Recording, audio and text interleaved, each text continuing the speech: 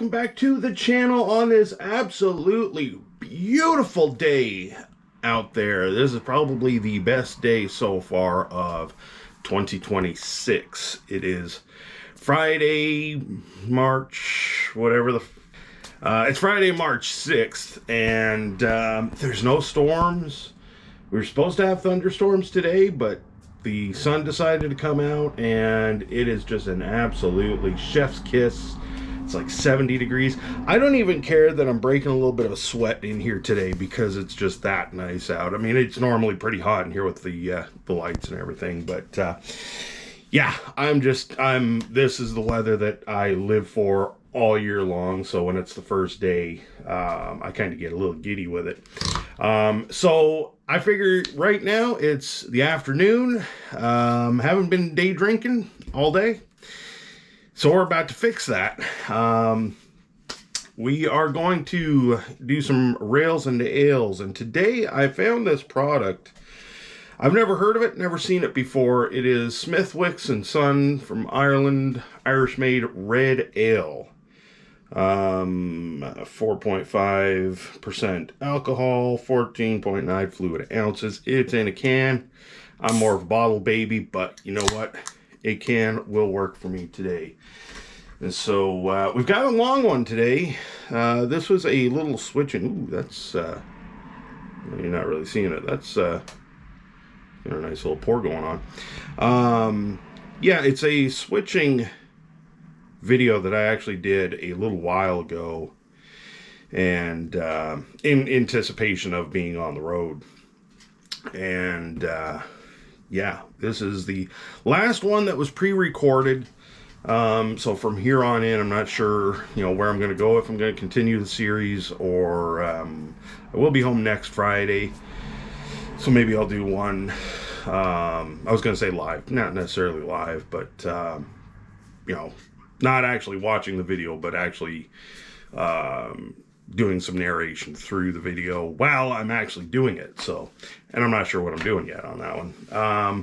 But yeah, let's get into it. Enough waffling. There's going to be enough waffling in the video because it is a long one. It's almost 12 minutes long. So with that, we are going to say cheers and let's get to it. Now, this is my Intermountain GP10, I believe it is. GP9, not sure, can't remember offhand. I know it's an Intermountain, and I know it is actually one of my favorite little guys. It's a farm rail. I'd never seen farm rail before, but it was at the local hobby town, and I was like, I like it. And I was just in one of my moods, so I ended up getting it. Now, this track here into the engine house is pretty dirty, plus I've got that little styrene inside there, so it I don't know if it lifts it up just enough that it loses the contact with the rails or whatever, but it was a little stuttery there, and this locomotive probably could use some wheel cleaning. But we're going to pull this out. We're going to go and pick up a small cut of cars that are on the other side of the layout or the other side of town.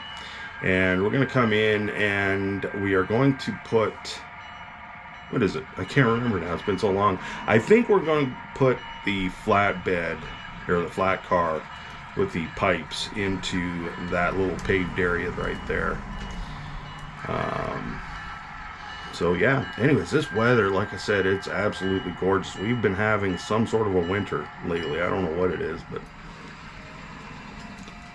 Ooh, that is good. Nice red ale. I like that. I might have to go and get more. It was just a 6-pack over at the Myers. Might have to go back and get some more. Coming up over the bridge here, we're going to circle around on track number 1. The small cut of cars is over on track 2 there. I think we do a little safety stop before we cross the intersection, so that way the conductor can get out, walk across, and go and flip the switches and that sort of stuff. Again, I'm still learning, how techniques are done and everything, so bear with me.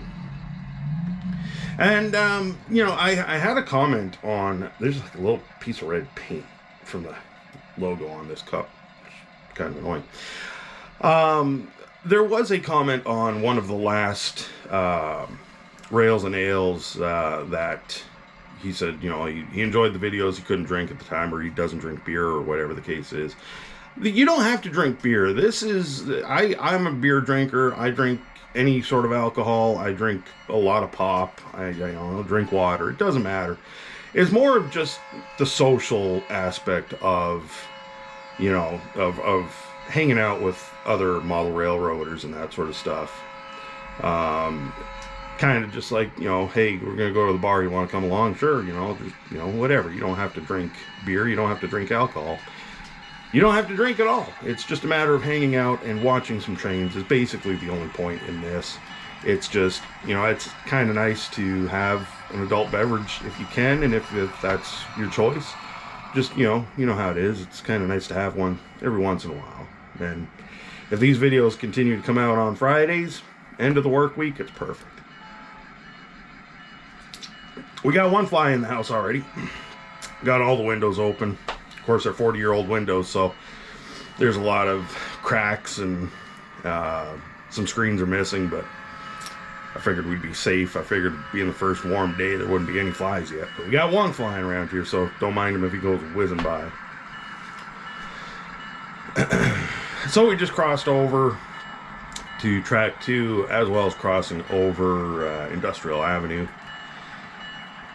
Coming up here. I want to say that I was using my proto throttle on this as well. Can't remember for sure. It's been so long. It's been about a month since I recorded this. I can't wait to do the scenic here too. Now that I've done the road, it's killing me. I got a little bit of work to do. I've got a little hill that I want to build in there. I need to.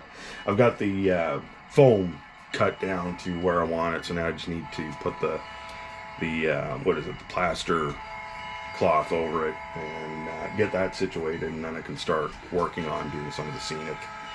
Need to put in that road in between the dead end, in between the two businesses on the opposite side of the tracks. But yeah, so it is that flatbed flat car that I'm going to be dropping off Montana Rail Link with all the wood chips. I had that one for a little while, that wood chip one that came with that load. I love it. They did a good job on that.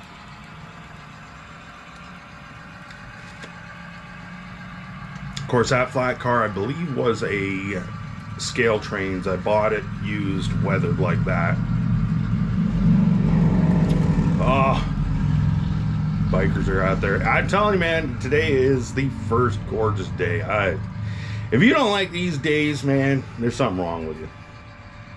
That load of pipe, though, I actually made that pipe. It's just the evergreen plastic. Is it evergreen plastic? I think that's what it's called. Yeah, evergreen scale models. It's one of these. I can't remember the dimension of it, but it's just the tube, and it was the right size for the PVC piping. You know, those big round ones that you can actually climb into almost. And I had seen somebody else, I don't know where it was on Facebook or something like that, make loads like that. And I just took, I think, about 3 tubes, maybe 4 tubes, and cut them into whatever length it was. I can't remember if I actually made like a designated length. I think I did. I want to say that I Googled out, you know, how long those pipes usually are, and then took my HO scale ruler and cut them to length, and then glued them together in rows of like 4. So each one that's stacked is its own row. So that way I made sure that they were perfectly flat. And then I believe I spray painted. Yeah, I would have. I spray painted the 4 of them that were together all the way around. And then I made like 4 stacks. And let me cut in here. Of course, now we're just going to the other side because I'll get into this here in a second. Sorry, I'm scatterbrained. It's the alcohol talking. But anyways, to the pipe. Spray painted them, let them dry, and I think I've got like 5 stacks there. I can't remember where it is. I think it's still over there. 4 stacks. And let me get it, actually. So, yeah. simple 4 stacks of the tubes. Glued 1, 2, 3, 4 together, painted them, made sure I did the insides of them, and then I got little, it was at Hobby Town, I believe it was, or Hobby Lobby, sorry, I keep getting those ones confused. But if you go to their modeling area, they've got some train stuff, that sort of stuff, and they had little sticks, not matchsticks. I don't know if they had a designated name for it or whatever, but they worked out for, pretty much 4x4s as dunnage. And then, so I glued dunnage to the bottom of each one and then glued each stack together, and simple. Really, really simple load to make for any layout. So yeah, again, I'm not very versed at how trains maneuver. I know the least amount of moves and the shortest amount of moves is kind of the goal. And it didn't help that I was really kind of trying to get some of the content recorded so that way I had it on hand. So my thought process was kind of there, but kind of wasn't, because I think I would have come in on this track, on track number 2, gone past a certain point with the lead car, I guess I would call it, and come around on the backside and push or shove this one in there. I guess it's 6 of 1, half a dozen. I don't know if it really matters, but I just kind of, in the back of my head, I'm thinking differently now about it. Hindsight's 20/20, right? But it makes for some content, so that's all I really care about.